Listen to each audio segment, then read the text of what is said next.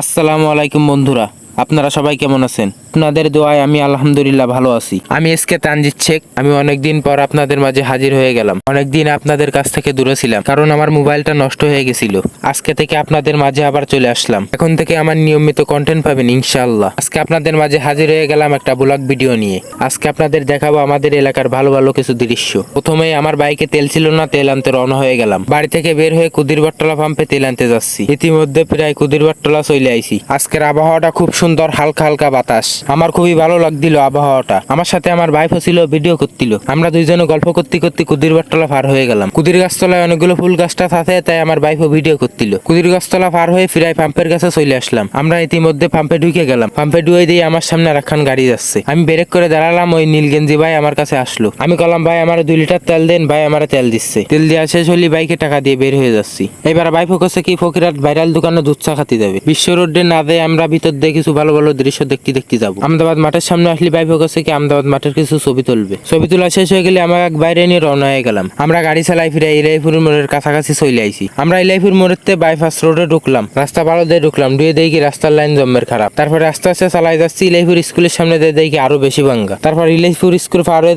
দেখলাম কি রাস্তার মাঝখানে পুকুর হয়ে গেছে। তাই আমি রিক্স নিয়ে আস্তে আস্তে পার হলাম। তাই রাস্তা সম্পর্কে সরকারের কাছে আমার আকুল আবেদন। আমি মাননীয় সরকারের কাছে দৃষ্টি আকর্ষণ করেছি। তারপর আমরা চলে আসলাম নয়টি স্কুলের কাছে। আমরা নয়টি স্কুলের কিছু ভিডিও ধারণ করলাম। আমার ভাইপো অনেক সুন্দর করে ভিডিও করলো। অনেক সুন্দর করে ভিডিও করে আমরা আবার ফকিরহাটের দিক রওনা হয়ে গেলাম। রাস্তার এই দৃশ্য দিয়ে আমার অনেক ভালো লাগছিল। আমরা গল্প করতে করতে তিনজনে কাজ দিয়ার কাছাকাছি ফিরাই চলে আইছি। কাজ দিয়ে হাসপাতালের এলাকা কিছুক্ষণ দাঁড়ায় আবার রওনা হলাম। কাজ দিয়া বাজার পার হয়ে রূপসা থানার সাইড দিয়ে আমরা যাচ্ছি।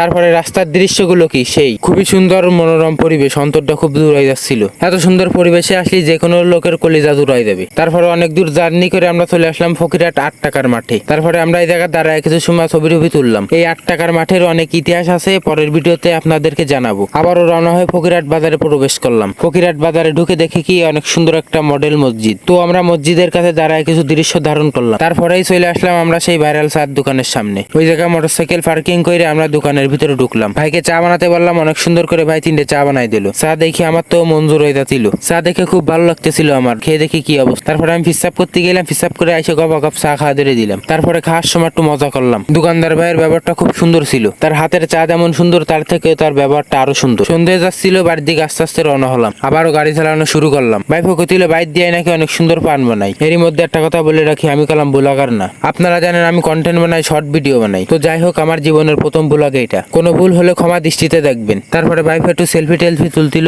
তারপরে আমরা চলে আসলাম বাইর দিয়া ফানের দোকানের সামনে। তারপরে ফানের দোকানের সামনে দাঁড়ায় 3টে ফান দিতে বললাম। ফান গালে যে দেখি অনেক সুন্দর পান। তারপরে ফান খাতি খাতি রওনা হয়ে গেলাম। তো বন্ধুরা, আজকের মতন এখানেই শেষ। আশা করি আপনাদের ভালো লেগেছে। পরের ভিডিওতে আবার দেখা হবে ইনশাআল্লাহ। তো আপনাদের কাছে একটাই দাবি, তো ভালো লাগলে লাইক, ফলো, সাবস্ক্রাইব করবেন। এখন থেকে আমার নিয়মিত ভিডিও পাবেন। আপনারা সবাই ভালো থাকবেন, আমার জন্য দোয়া করবেন। সবাই ভালো থাকবেন। আল্লাহ হাফেজ।